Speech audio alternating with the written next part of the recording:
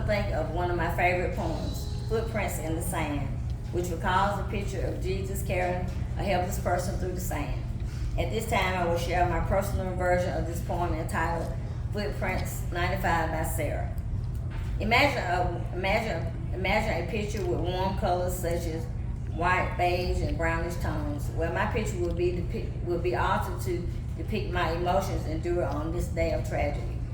The background is encircled with black, which fluctuates from a dark gray to a lighter gray variation, which slowly transcends into a orange and yellow coloration.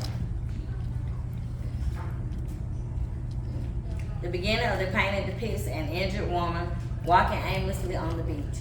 The sky was dark, partly cloudy on January 7, 1995, and flashes of lightning beamed across the sky.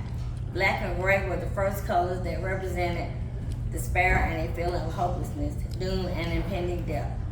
As I, the injured woman, struggled to walk on the pathway, I could feel my body weakening, but somehow continued down the beach pathway.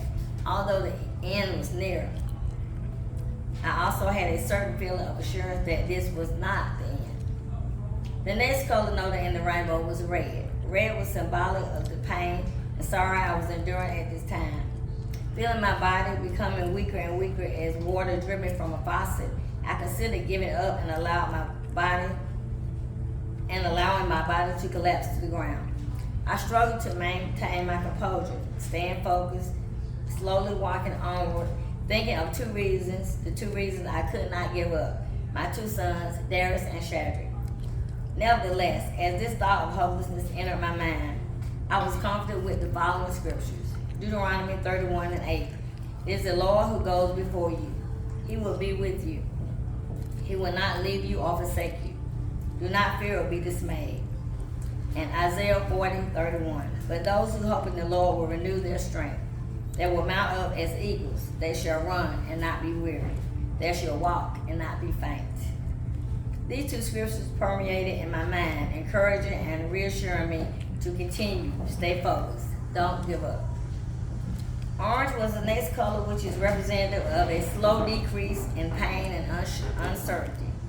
The colors began to burst into an array of multicoloration, like fireworks on the 4th of July.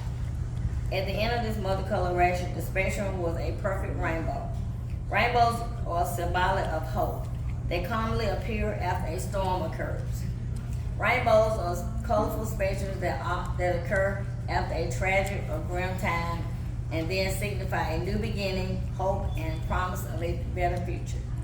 This perfect rainbow consisted of an array of colors: red, orange, yellow, green, blue, and indigo. Yellow in the rainbow to me is symbolic of hope and positivity in the future. You think of the yellow coloration of the sunshine and the brightness that it gives off. Green in the rainbow represents growth, renewal, regeneration, and rebirth. Rebirth from hurt to healing and restoration.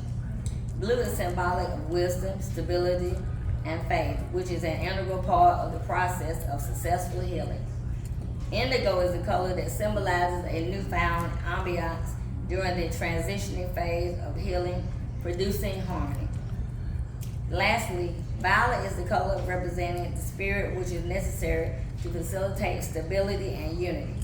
Unable to walk any further, the injured woman, myself, collapsed and was lying motionless on the beach.